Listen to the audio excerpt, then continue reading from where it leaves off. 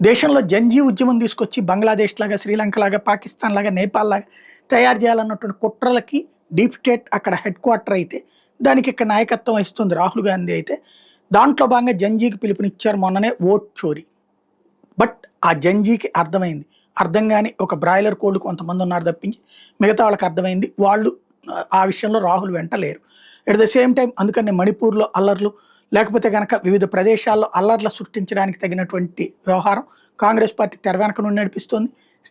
మొన్న లడఖ్లో జరిగినటువంటి దానికి రాహుల్ మద్దతు ఇవ్వడం విచిత్రం. ఏంటి లడఖ్లో అడిగేటటువంటిది దానికి అక్కడ రాష్ట్ర ప్రతిపత్తి ఇవ్వడంతో పాటుగా 6లో తీసుకురావాలి రాజ్యాంగంలోని, దానికి కమ్యూనిస్టులు మద్దతు ఇస్తున్నారు, కాంగ్రెస్ మద్దతు ఇస్తుంది. అంటే ఏంటి, మళ్ళీ ఒకప్పుడు ఆర్టికల్ 370 తరహాలో దాని ప్రత్యేక ప్రతిపత్తి, అక్కడ ఇంకెవరు బతకడానికి వీలు లేకుండా చేయడం, తద్వారా వాళ్ళని అట్లాగే ఉంచి ఎదగకుండా చేసి దాన్ని నాశనం చేయడం, భారత్కి వ్యతిరేకంగా చేయడం, ఈశాన్య రాష్ట్రాలను అట్లాగే సుదీర్ఘకాలం పాటు వీళ్ళు చేసుకొచ్చారు.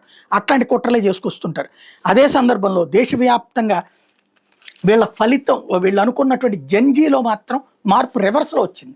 వీళ్ళు చేస్తున్నటువంటిది ఏదైతే నేపాల్లో కానీ వీటిలో జంజీని ముందు పెట్టి తెర వెనకాల ఉగ్ర కార్యకలాపాలు నడిపారు, అక్కడ హింస నడుపుకొచ్చారు. అట్లాగే ఇక్కడ చేసేటటువంటి ప్రయత్నాలే ఉంటాయి తప్పించి జంజీ అయినటువంటి యూనివర్సిటీల్లో వచ్చేటప్పటికి అకస్మాత్తుగా ఏబీవీపీ విజయం సాధించడమే కొత్త మార్పుకి సంకేతం అవుతుంది. అయినా సరే అక్కడ కూడా గొడవలు సృష్టించేందుకు నిన్న కూడా జేఎన్యూ దగ్గరన ఏదైతే ఏఎస్ఏ, ఎస్ఎఫ్ఐ, డిఎస్ఎఫ్ వీళ్ళందరూ కలిసి సబర్మతి టీ పాయింట్ దగ్గర విద్యార్థుల మీద దాడి చేశారన్నటువంటి ఆరోపణలు పెద్ద సంచలనం సృష్టిస్తున్నాయి. చెప్పులు చూపించడం, రాళ్ళు విసరడం, దోషణ నినాదాలు చేశారు. బట్ ఏబీవీపీకి సంబంధించినటువంటి వాళ్ళు కావచ్చు, హిందుత్వవాదులు కావచ్చు, ఏమాత్రం వాళ్ళ ట్రాప్లో పడకుండా బాధ్యతగా వ్యవహరించారు.